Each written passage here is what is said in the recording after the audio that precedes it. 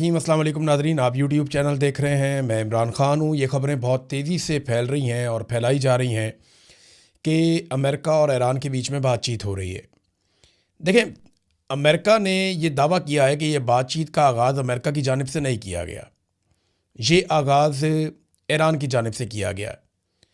अब इसके अंदर डोनाल्ड ट्रंप का जो स्टेटमेंट है, डोनाल्ड ट्रंप ने कहा कि जब मैंने धमकी लगाई कि मैं बहुत बड़ी तबाही फेरूँगा और मैं बड़ा ज़ोरदार हमला करके इतनी बड़ी तबाही फेरने वाला था कि ईरान को अपना एनर्जी का इंफ्रास्ट्रक्चर वापस बहाल करने में कई साल लग जाते, और ये भी दावा किया कि 10 अरब डॉलर भी लग जाते। यानी बहुत बड़ा नुकसान डोनाल्ड ट्रंप के मुताबिक ईरान का होने वाला था। तो डोनाल्ड ट्रंप का कहना है कि उस नुकसान के डर से ईरान ने फौरी तौर पे खुद ही हमसे रब्ता किया और हमने रब्ता नहीं किया। हम उम्मीद करते हैं कि मुज़ाकरात के नतीजे में फ़ायदा होगा। अब ये डोनाल्ड ट्रंप का कहना है, जबकि ईरान का ये कहना है कि हमारी तो कोई बातचीत ही नहीं हुई, हमारा अमेरिका से कोई रब्ता नहीं हुआ। अब खबरें ये आ रही हैं कि पाकिस्तान को, तुर्की को और एक मुल्क है ओमान, इन 3 मुल्कों का किरदार बताया जा रहा है, मिस्र का किरदार भी बताया जा रहा है कि इन ममालिक ने कुछ रोल अदा किया है अमेरिका और ईरान के बीच में जंगबंदी का। लेकिन क्या वाकई जंगबंदी होने जा रही है? ये दावा भी किया जा रहा है कि एतवार की शाम को एक राब्ता हुआ है आसिम मुनीर में और डोनाल्ड ट्रंप में।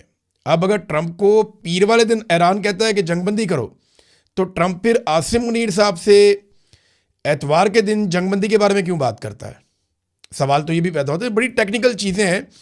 जंग के अंदर ज़्यादातर झूठ ही चलता है, और डोनाल्ड ट्रंप अगर बोले तो फिर तो आपको पता है कि वो तो चीज़ों को बढ़ा चढ़ा देते हैं।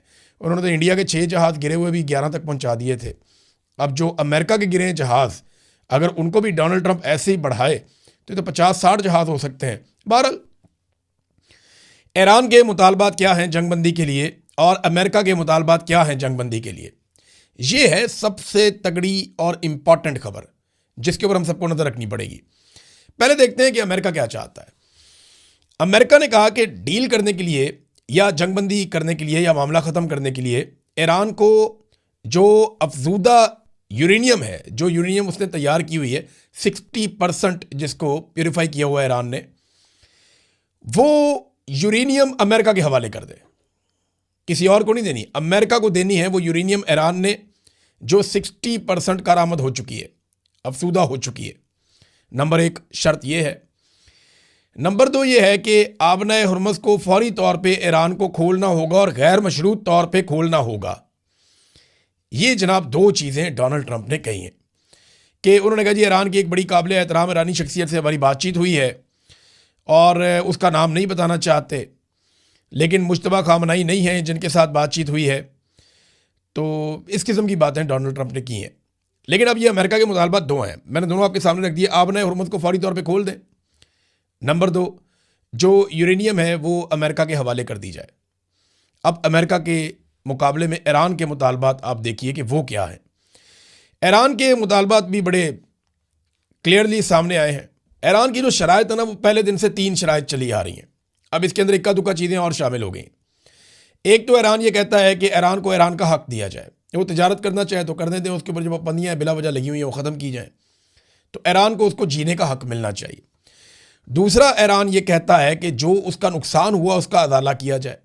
अब उसका अलग अलग तखमीना लगाया जा रहा है, और कुछ दावे ये हैं कि ईरान 100 अरब डॉलर भी अमेरिका से मांग सकता है उस खसारे के नतीजे में जो जंग के नतीजे में ईरान को हुआ है, जितना ईरान का नुकसान हुआ है। तो एक और ये है कि आबना हुर्मुज़ पे ईरान चाहता है कि उसका कंट्रोल है तो वो फ़ीस भी वसूल करे, जैसा कि दुनिया के कई पानी के रस्तों के ऊपर ममालिक फ़ीस या टॉल वसूल करते हैं, वैसे ईरान चाहता है कि वो भी यहाँ पे गुजरने वाले बहरी जहाज़ों से फ़ीस वसूल करे। फिर ईरान एक और चीज़ चाहता है कि दोबारा जंग शुरू ना की जाए ईरान के साथ, इसके हवाले से कुछ मजबूत ज़मानतें दी जाएं। और ये भी ईरान चाहता है कि इसराइल जो है वो हिजबुल्लाह के ऊपर हमले भी ख़त्म कर दे, और खलीज में अमरीकी फ़ौजी अड्डों की बंदिश भी उसके मुतालबात में से एक मुतालबा है। और माली मुआवजा तो मैंने आपको पहले बता दिया कि ईरान का मुतालबा। अब देखें ना कितना फ़र्क है। अमेरिका कहता है यूरेनियम दो, आपने हुर्मुज़ खोलो। ईरान कहता है गारंटी दो, आइंदा हमला नहीं करोगे। नंबर 2, जो नुकसान किया उसका पैसा भरो। नंबर 3, हम पे कोई पाबंदी नहीं रहेगी। नंबर 4, यहाँ से अपने अड्डे उठाओ। नंबर 5, आबना हुर्मुज़ जो पानी रास्ता है उसकी अब हम फ़ीस लेंगे वहाँ से जहाज़ों के गुजरने की। फिर ईरान ये कहता है कि हिजबुल्लाह के ऊपर अटैक ना करें। फिर ईरान जब बैठेगा मुज़ाकरात के अंदर तो फिर तो गज़ा की बात भी होगी ना। गज़ा के हवाले से अगर पूरी दुनिया में किसी मुल्क ने प्रैक्टिकली सबसे ज़्यादा आवाज़ उठाई है, ईरान ने उठाई है।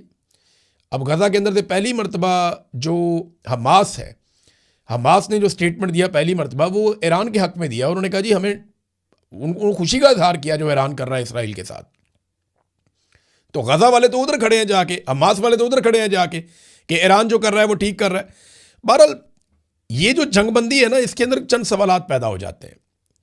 और सबसे बड़ा सवाल ये पैदा होता है कि नेतन्याहू के पास ये आखिरी मौका है ईरान को तबाह करने का।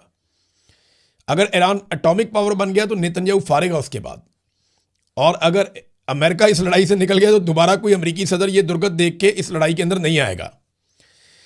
तो नेतन्याहू ने भी कह दिया है हैरानकुन तौर पे कि डोनाल्ड ट्रंप की बात से मैं इत्तेफाक करता हूं। मिसाल के तौर पे उसका स्टेटमेंट मैं आपके सामने रखता हूं। वो कहते हैं जी मेरे दोस्त डोनाल्ड ट्रंप से मेरी बात हुई है और सदर ट्रंप का मानना है कि अब एक ऐसा मौका मौजूद है कि हम अजीम कामयाबियों से फ़ायदा उठाएं जो हमने अमरीकी फ़ौज के साथ मिलकर हासिल की हैं, ताकि एक ऐसे मुआहदे के ज़रिए जंग पर अहदाफ हासिल किए जा सके जो हमें हमारे मफादात का तहफ़्फ़ुज़ करे। यानी नेतन्याहू भी अब इस नतीजे पे पहुंचना शुरू हो गया और वो ये कह रहा है जनाब हमने तो बड़ी कामयाब जंग लड़ी है, तो अब हम मुज़ाकरात कर लेते हैं। और डोनाल्ड ट्रंप ठीक कह रहा है, किसी नतीजे पे हम पहुंच जाते हैं, कोई मुआहदा कर लेते हैं। ये दोनों एकदम ये क्यों कहना शुरू हो गए, इसके बारे में बहुत सारे लोगों का ये अंदाज़ा है। जो दिफाई तज्ज़ियाकार हैं वो ये कह रहे हैं कि अमेरिका हारी हुई लड़ाई में से नहीं निकलेगा। अभी तक अमेरिका को कोई फेस सेविंग नहीं मिली, अमेरिका को इस लड़ाई का कोई नतीजा नहीं मिला, बल्कि अमेरिका पूरी दुनिया में एक्सपोज हो गया। इसराइल का दिफाई निज़ाम, अमेरिका का दिफाई निज़ाम पूरी दुनिया के अंदर गंदा हो गया। अमेरिका के जो है वो 1.5 दर्जन के करीब तैयारे गिर गए हैं और लगातार उसे जंग में नुकसान हो रहा है। उसका बैरी जहाज़ जल रहा है पानी के अंदर, उसके इत्तेहादी उसको छोड़ गए हैं, कोई उसकी मदद करने के लिए नहीं आ रहा। डोनाल्ड ट्रंप इमदाद इमदाद चिल्ला रहा है, लेकिन उसके पुराने इत्तेहादी उसकी मदद नहीं कर रहे। ऐसी सूरत हाल में अगर अमेरिका इस जंग से निकल जाता है तो ये तो बड़ी सुबकी वाली बात हो जाएगी, बहुत शर्मिंदगी वाली बात हो जाएगी। तो दो ही रीज़न हो सकते हैं पाकिस्तान को बीच में डालने के। देखिए शहबाज शरीफ को अगर बीच में डाला है या आसिम मुनीर को, तो दो वजह हो सकती है ना। देखें ना, अगर सुपर पावर की सुपर पावरी हमारी मदद तक महदूद रह गई है तो फिर तो सुलह ही कर दे, इससे अच्छा है। यानी हम पाकिस्तान अब दुनिया को बचाएगा, दुनिया की मदद करेगा, अल्लाह करे वो दिन आ जाए, लेकिन इस वक्त तो पाकिस्तान अपने आप को नहीं बचा पा रहा। यानी हम दुनिया की सुलह कराने चले हुए हैं, पाकिस्तान के अंदर जो जंग चल रही है उसमें पाकिस्तान दहशतगर्दी की इतनी खौफनाक लपेट में है, उससे हम नहीं निपट पा रहे। हम दुनिया की हिफाजत कर रहे हैं, अपनी नहीं कर पा रहे। जो आलमी रैंकिंग आई है उसमें दहशतगर्दी में पाकिस्तान दुनिया में नंबर 1 हो गया है। हालांकि हमारे पास है फेवरेट फील्ड मार्शल, किसी और के पास नहीं है, लेकिन हमारी ऐसी दहशतगर्दी में हालत हुई है, दुर्गत बनी है कि पाकिस्तान दुनिया में पहले नंबर पे आ गया है दहशतगर्दी से मुतासिरा ममालिक में। हालत हमारी ये है। तो हम अमेरिका को कैसे बचा सकते हैं? बहरहाल अमेरिका को हम पे ये तो ट्रस्ट है कि ये अपने बंदे हैं, वफादार लोग हैं, जो बात करेंगे ये वो कह देंगे जाके, और हमारे बगैर ये नहीं चलेंगे।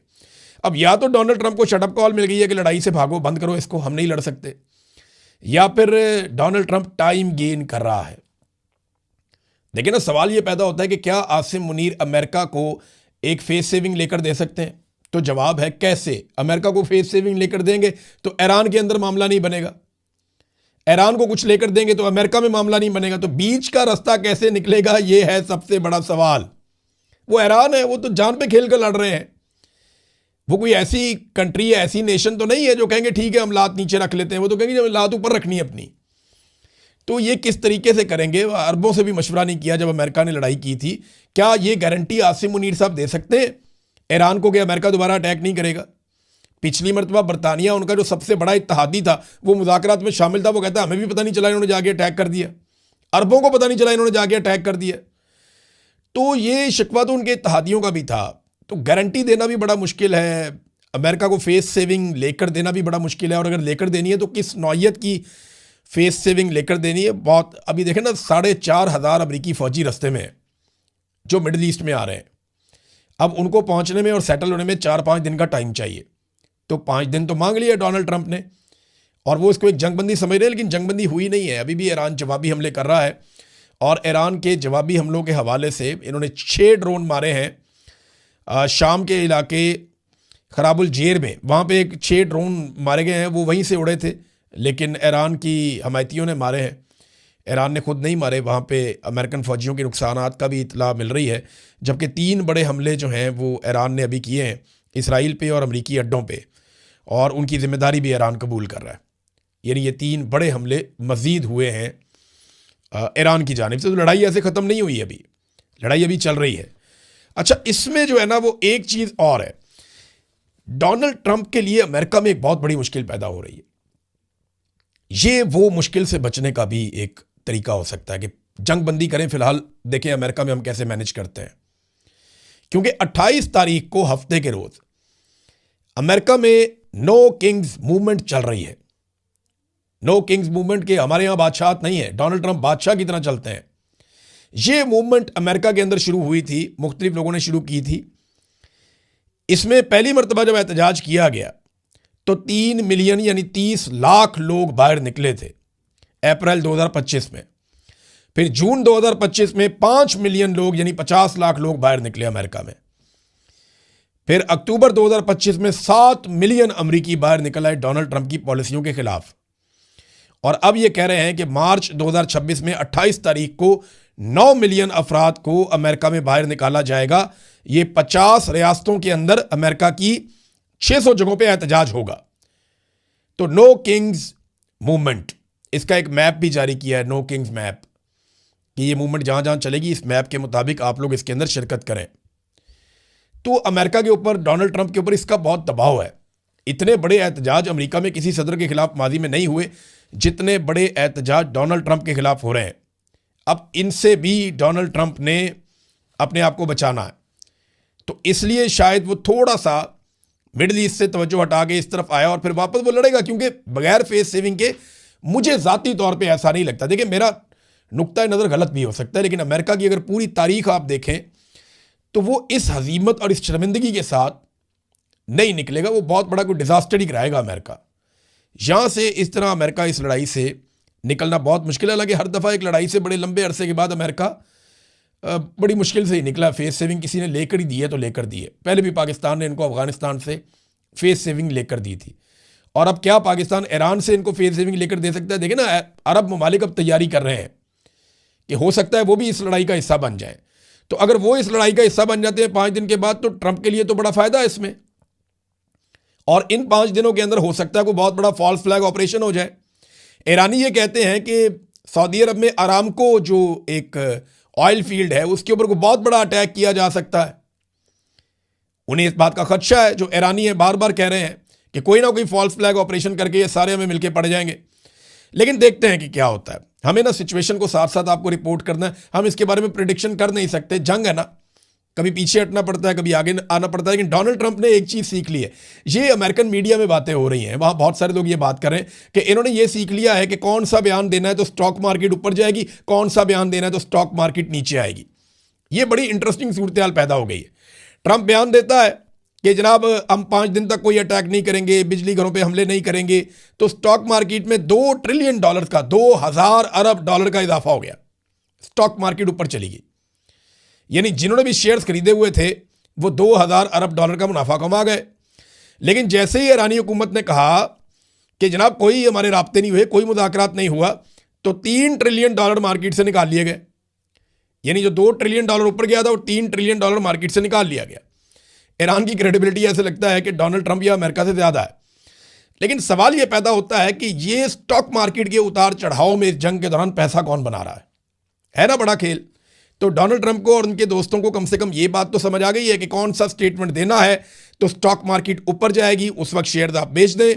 कौन सा स्टेटमेंट देना है तो स्टॉक मार्केट नीचे जाएगी, उस वक्त आप शेयर्स खरीद लें। ये इस किस्म की बातें जो हैं बहुत सारे लोग जो इकोनॉमी को समझते हैं वो लोग कर रहे हैं। मैं कोई ज़्यादा इसका एक्सपर्ट नहीं हूं, लेकिन ऐसी ही बातें हम सुन रहे हैं। नाज़रीन, डोनाल्ड ट्रंप की कुर्बत से पाकिस्तान को क्या मिला? एक बड़ा सवाल यह है। बहुत सारे लोग पाकिस्तान में बगले में जाते हैं कि ट्रंप पाकिस्तान की बात करता है, फेवरेट फील्ड मार्शल कहता है। क्या मिला? ये तो सिर्फ चंद लोगों की मौजें लगी हुई है कि उनके इक़्तिदार को तूल मिल गया। पाकिस्तान को क्या मिला? कोई सरमायाकारी आई? नहीं। कोई पाकिस्तान के कर्जे उतर गए? नहीं। कोई पाकिस्तान में दहशतगर्दी खत्म हो गई? नहीं। कोई पाकिस्तान में अमन सुकून आ गया? नहीं। कोई पाकिस्तान में इस्तेहकाम आ गया? नहीं। कोई बैरून मुल्क से बहुत सारा पाकिस्तान में मालो दौलत आ गया? नहीं। क्या बाहर से बहुत सारे सयाह पाकिस्तान में आ गए? नहीं। और पाकिस्तान को कुछ टके का फ़ायदा भी तो हो। इसका फ़ायदा तो फील्ड मार्शल को और उनके चंद लोगों को है जो ज़बरदस्ती आकर इक़्तिदार में बैठे हुए। फील्ड मार्शल ने क्या किया? उन्होंने अपना फील्ड मार्शल का ओहदा ले लिया, ताहयात इस्तिस्ना ले लिया और 5 साल की एक्सटेंशन ले ली। फ़ायदा ही फ़ायदा। शहबाज शरीफ बग़ैर हुकूमत के इक़्तिदार में आगे बैठ गया, बग़ैर अवामी वोटों के आगे इक़्तिदार में बैठ गया और चौड़े होकर अपनी हुकूमत गुजार रहा है और अपने मुखालिफ इमरान खान को इन सब ने मिलकर जेल में डाला हुआ। फ़ायदा तो इन चंद लोगों को, पाकिस्तान को तो कोई फ़ायदा ही नहीं है। ना हमारी गुर्बत कम हुई, ना हमारी महंगाई कम हुई, ना हमारी बेरोज़गारी कम हुई, ना हमारी मीशत बेहतर हुई, ना हमें दुनिया को कर्जे दे रही है, ना दुनिया कोई हमारी इमदाद कर रही है, ना हमारे मामलात बेहतर हो रहे हैं। कुछ भी बेहतर नहीं हो रहा। तो हमें सरमायाकारी भी नहीं आ रही। तो हमें, और बल्कि अमेरिका ने इंडिया पे पाबंदी नहीं लगाई, हमारे लोगों के वीज़ा पे पाबंदी लगा दी। हमें तो फ़ायदा नहीं हुआ। इंडिया को इजाज़त दी कि आप रशिया से सस्ता तेल ले लें, हमें नहीं देते। यानी फ़ायदे तो इंडिया को हो रहे हैं, हमें फ़ायदे नहीं हो रहे। लेकिन हमारे चंद लोगों, देखिए ना, अमेरिकन को यह समझ आ गई है कि इनके चंद लोगों को राज़ी रखो, उनको इक़्तिदार में रखो, इनसे जो मर्जी काम करवाओ। इंडिया को आपको बड़ा बेनिफिट देना पड़ेगा अगर उनके साथ आपने ताल्लुक़ चलाना है। तो ये मिलिट्री एस्टेब्लिशमेंट की हरकतों की वजह से ना हमारी फ़ौज भी बदनाम होती है। ये देखें ना, ये एक वीडियो मैं देख रहा था अस्तोर में, ये छोटी सी वीडियो दिखा भी देते हैं आपको, एक क्लिप थोड़ा सा। अस्तोर में पाक फ़ौज के हक़ में एक शानदार रैली निकली है। इसमें जनाब 2 थानों की पुलिस है, साथ कोई सिक्योरिटी के लोग हैं, दूसरे सादा कपड़ों में कुछ सरकारी मुलाजिम भी हैं और चंद सहाफ़ी भी हैं। और ये 3 या 4 बंदे हैं जिन्होंने रैली निकाली। जो रैली निकालने वाले बंदे हैं वो 3 या 4 हैं। यानी अगर 3 और 4 बंदों ने रैली निकालनी है पाक फ़ौज के हक़ में, ये हालात पहुंच गए हैं, तो पाकिस्तान की मिलिट्री एस्टेब्लिशमेंट को बैठ के सोचना पड़ेगा कि इतनी कुर्बानियां देने के बावजूद ये फ़ौज के साथ उन्होंने किया क्या, कितनी बड़ी ज़्यादती की फ़ौज के साथ। और ये सब सियासत में गैर ज़रूरी मुदाखलत की वजह से, वो काम करने की वजह से जो इनके करने का नहीं था। भाई इनके करने का काम था दहशतगर्दी ख़त्म कर दे, पाकिस्तान को दुनिया में नंबर 1 बना दिया दहशतगर्दी में। इन्होंने जो काम करने वाला था वो किया नहीं, और जिस काम में हाथ डाला उसमें पाकिस्तान को डुबो दिया। मईशत में हाथ डाला, SIFC का सफ़ेद हाथी बनाया, तबाही फेर दी, कोई चीज़ ठीक नहीं की। और हालात ये हैं इस वक्त नाज़रीन, जो मैं अब आपको बता रहा हूँ कि पाकिस्तान में लुटमार कैसे हो रही है। फैसल मस्जिद इस्लामाबाद, ये मैं इस्लामाबाद के सहाफ़ियों को कह रहा हूँ, ज़रा थोड़ा सा ना आप जाके इंक्वायरी करें। इस्लामाबाद के जो मेरे दोस्त हैं सहाफ़ी, मैं उन्हें मौका दे रहा हूँ कि वो जाके इसके ऊपर इंक्वायरी कर लें, वरना चंद दिनों के अंदर मैं ये सारी खबर देने वाला हूँ। फैसल मस्जिद के पास E7 में डॉक्टर अब्दुल कदीर खान साहब, जो मोहसिन पाकिस्तान है, जिन्होंने एटम बम बनाया था, उनके ज़ेरे इस्तेमाल एक सरकारी घर रहा है। अच्छा बड़ा घर है, खूबसूरत। इस घर का किराया भी ना 15-20 लाख रुपया महीना किराया होगा इसका, शायद इससे भी ज़्यादा हो। बड़ा ज़बरदस्त घर है। वो घर इस वक्त रेनोवेट किया जा रहा है, धड़ाधड़ उसके अंदर सजावट हो रही है, कीमती सामान जा रहा है, और किसी ख़ास शख्सियत के लिए उस घर को रेनोवेट किया जा रहा है। वो जो ख़ास बड़ी शख्सियत है ना, वो रोज़ाना की बुनियाद पे जाके वहाँ पे अक्सर वहाँ जाके विज़िट करके देखती भी है कि मेरा घर कैसा बनाया जा रहा है। तो बहरहाल ये आप चेक कर लें। और एक और चीज़ भी देख लें कि F6 में आईनी अदालत के जजों को करोड़ों रुपए के प्लॉट बांटे जा रहे हैं। इनसे काम क्या लेना है आप सारे अच्छी तरह जानते हैं। इनसे यही काम लेना है ना, नाइंसाफ़ी करवानी है, जो इन्होंने की है पहले भी। किसी की नशिस्तें किसी को दे दी, मिलिट्री कोर्ट्स के अंदर वो कहा दें सजाएं आप लोगों को, तो ये इस तरह ज़्यादती है ना ये। फिर एक बहुत बड़ा जज है नादरीन, बहुत बड़ा जज है पाकिस्तान का, आप समझ जाएंगे कौन है। उस जज का बेटा इस्लामाबाद में और अपने कबीले के बीच में, वो अक्सर जगहों पे जहाँ बैठता है और बैठ के उसका बेटा ये कहता है कि मेरे बाप ने कबीले की रवायात को उड़ा दिया है, हमारी नाक कटवा दी है, मेरा बाप ने कंप्रोमाइज़ किया है, ये बहुत बड़ी ज़्यादती है। वो बेटा है अपने बाप के बारे में, और बाप कितना बड़ा जज है, कितने बड़े जज के बेटे ने उसके बारे में हर जगह बैठ के वो ये बातें कर रहा है, अंदाज़ा करें आप। एक और जज है, वो भी बहुत बड़ा जज है, जनूबी पंजाब से उसका ताल्लुक है, आपको आइडिया हो जाएगा। तो ये जो जज है ना, ये बहुत बड़ी अदालत में बैठता है। इसके 2 भाई हैं, वो हर महफिल के अंदर जाके क्या कहते हैं कि हमारा जी ऐलान ला ताल्लुक ही है इस बंदे के साथ, ये बंदे ने तो सानू जलील करवा देता है, ना इंसाफ़ी की, बड़ी ज़्यादती की, हमारे से कोई ताल्लुक नहीं है। ये जजेस अपने घरों में अकेले हो रहे हैं, इनको पहचाने आप। जो लोग इंसाफ दे सकते हैं उन्होंने इंसाफ नहीं दिया। मैं चंद जजेस के बारे में मुझे बड़ा शिकवा है, यानी पाकिस्तान के जो चीफ जस्टिस हैं उनसे शिकवा है कि वो इंसाफ दे सकते थे या अफरीदी साहब, उन्होंने नहीं दिया। अमीनुद्दीन खान साहब हैं, आलिया नीलम साहबा हैं, सरफराज जोगर साहब हैं इस्लामाबाद हाई कोर्ट के चीफ जस्टिस, या आमिर फारूक साहब हैं। ये तमाम जजेज अगर चाहते तो इंसाफ फराम करते, लेकिन पाकिस्तान की अदलिया का वो हाल कर दिया कि दुनिया की खराब तरीन अदलिया में से एक पाकिस्तान की अदलिया है, और ये इन्होंने मिलजुल कर किया। एक और चीज़ नाज़रीन, मैं थोड़ा पेट्रोल के बारे में बात करूंगा लेकिन टाइम काफ़ी हो गया। नेक्स्ट वीलॉग में मैं आपको बताऊंगा कि पेट्रोल के मामले में पाकिस्तान पे क्या वारदात डाली जा रही है। लेकिन एक चीज़ शाबाश देनी है खैबर पख्तूनख्वा की हुकूमत को कि 10 घंटों में उन्होंने 11 लाख पौधे लगाए। ये काम मेरे दिल के बड़ा करीब है। मैं जानता हूं ये पाकिस्तान का बहुत बड़ा इशू है, आप सबको भी इस पे काम करना चाहिए।